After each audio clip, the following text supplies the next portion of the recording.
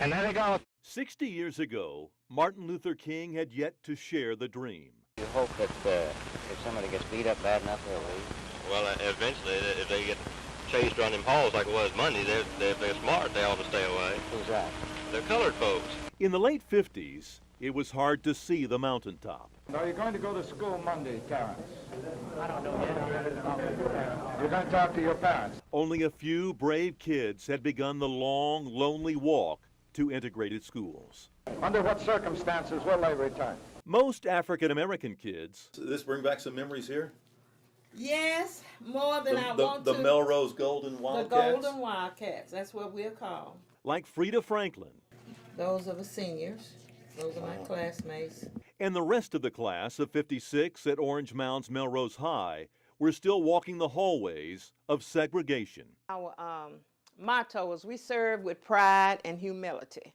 During the Jim Crow era, African Americans and their children were often forced to demonstrate extraordinary humility. You couldn't cut up because if you did, They let you know about it. they let you know about it, and then they let your mom know about it too. She remembers separate water fountains and riding the bus from Binghamton to Orange Mound. And going to the back of the bus, it was no big, that's something we knew we had to do.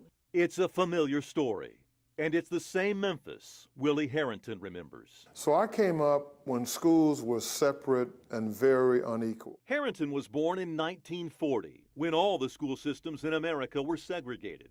I vividly remember getting the old hand-me-down textbooks from Central High School. They were discarding them from the white school to send them to the black school, Booker T. Washington. One of many indignities Harrington and others would use as motivation to succeed. And then was fortunate to become a teacher, then a principal, and later I became the superintendent of the school system that segregated my parents and segregated me. Harrington says he was the first in his family to graduate high school. What made you realize the importance of education? My grandmother. Your grandmother. Yeah, my grandmother just said, Willie, boy, get something in your head. That is something that no one can take away from you. When did you start noticing change? Was it before or after Dr. King's assassination? After his assassination, yeah. Do you think there was some correlation between the two? Of course. A moment in the civil rights movement that saw a seismic shift in educational opportunities for young African Americans.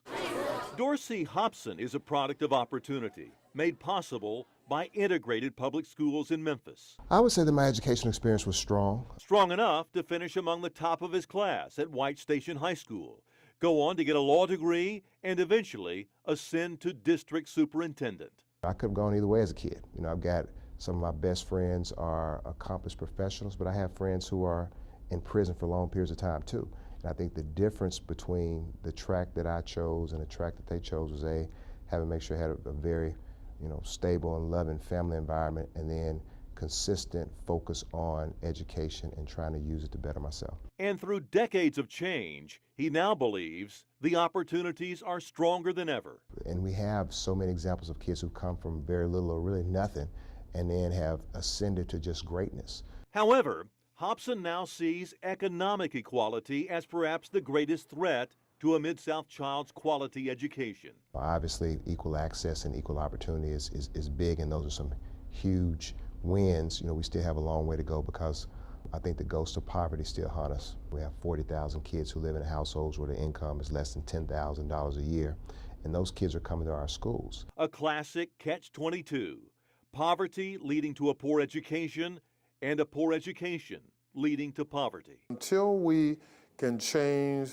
the socioeconomic condition of people in poverty, we're just going to continue to have these social problems. It impacts education, employment, crime. It just has health care, just a whole gamut. Poverty. You can't choose who you're born to or the circumstances you're born in, but you can choose to use the educational system to change your circumstances in life, which is why we have to make sure we're doing all that we can to support, particularly our most fragile students and our most fragile community members, so that they have an opportunity to break those, really serious bondages and chains of poverty. Hobson and Harrington broke those chains, and so too did Frida Franklin.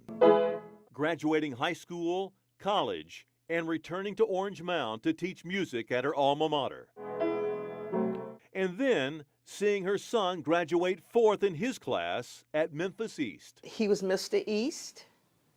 He was president of the student government, so he was real popular, and he got along with the kids real well. And that probably couldn't have happened 20 years before, could it? No, no.